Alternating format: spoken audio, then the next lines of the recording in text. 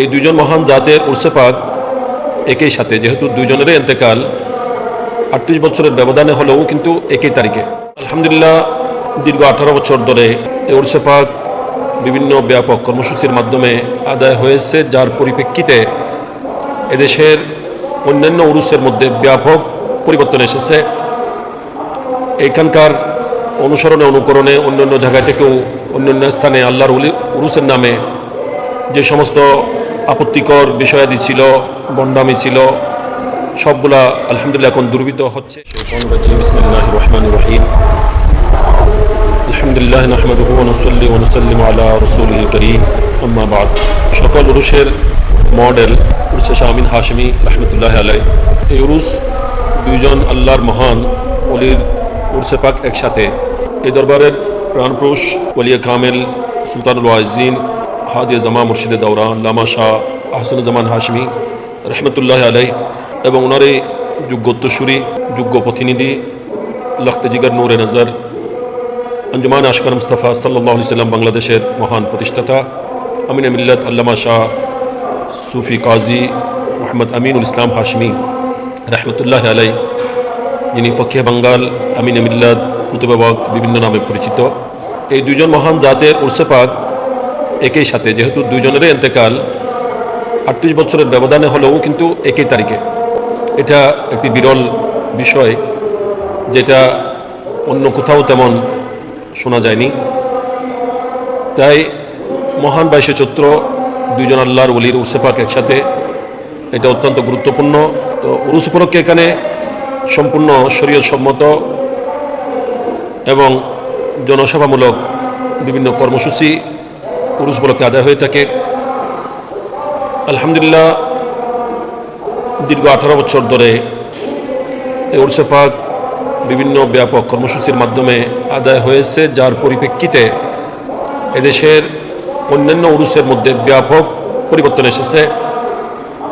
এইখানকার অনুসরণে অনুকরণে অন্যান্য জায়গা থেকেও অন্যান্য স্থানে আল্লাহর উরুসের নামে যে সমস্ত আপত্তিকর বিষয়াদি ছিল, বন্ডামি ছিল, সবগুলা আলহামদুলিল্লাহ এখন দুর্বৃত হচ্ছে এবং এই দরবারের অনুসরণে অন্যান্য এই উরুসে পাকের মধ্যেও বিভিন্ন ব্যাপক কর্মসূচি, জনসভামূলক ফ্রি চিকিৎসা, ফ্রি খাতনা, এই মানুষকে খানা খাওয়ানো, এ ধরনের যাবতীয় সুন্দর কর্মসূচিগুলো এসেছে। আলহামদুলিল্লাহ উরসে পাকে অন্যান্য বছরের মতো এবছরও অন্যান্য কর্মসূচি সাথে আরও নতুন নতুন কর্মসূচি অ্যাড হয়েছে। বৃত্তি পরীক্ষা, কুইজ প্রতিযোগিতা, জ্ঞান প্রতিযোগিতা এবং ভর্তুকি দিয়ে নিত্য প্রয়োজনীয় দ্রব্যমূল্য প্রদান করা, বিক্রি করা, এই সমস্ত বিভিন্ন কর্মসূচি আদায় হচ্ছে। আজ 3 দিন ধরে দরবারের মধ্যে হাজারো হাজার মানুষের ইফতারি সেহরির আয়োজন চলতেছে। এসবগুলো অবশ্যই প্রত্যেকটা বিষয় শরীয়ত সম্মত ইবাদত এবং প্রত্যেকটা বিষয় সওয়াবের কাজ, প্রশংসনীয়। আল্লাহর আউলিয়া ইকরামের উরুস এভাবে হতে হবে। এনারা জীবদ্দশায়ও দেশ দশ কম সমাজের মানব সেবা করে গিয়েছেন এবং মানুষকে সঠিক পথে দিশা দিয়েছেন।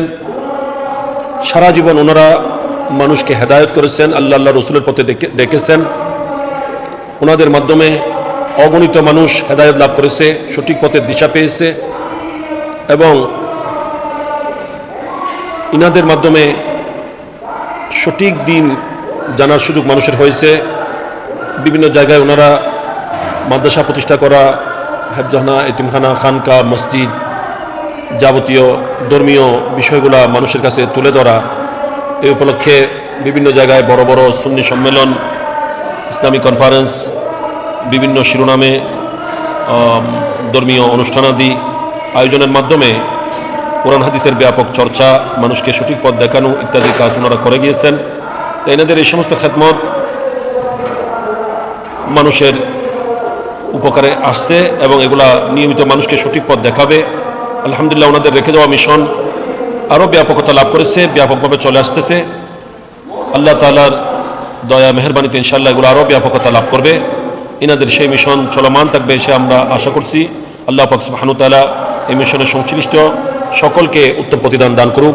আল্লাহর আউলিয়া কিরামের প্রতি যথাযথ ভক্তি শ্রদ্ধা রেখে ওনাদের দেওয়া আদর্শ অনুসরণ করে চলার, ওনাদের বাতলানো রাস্তা পথে চলার আল্লাহ আমাদের সবাইকে তৌফিক দান করুক।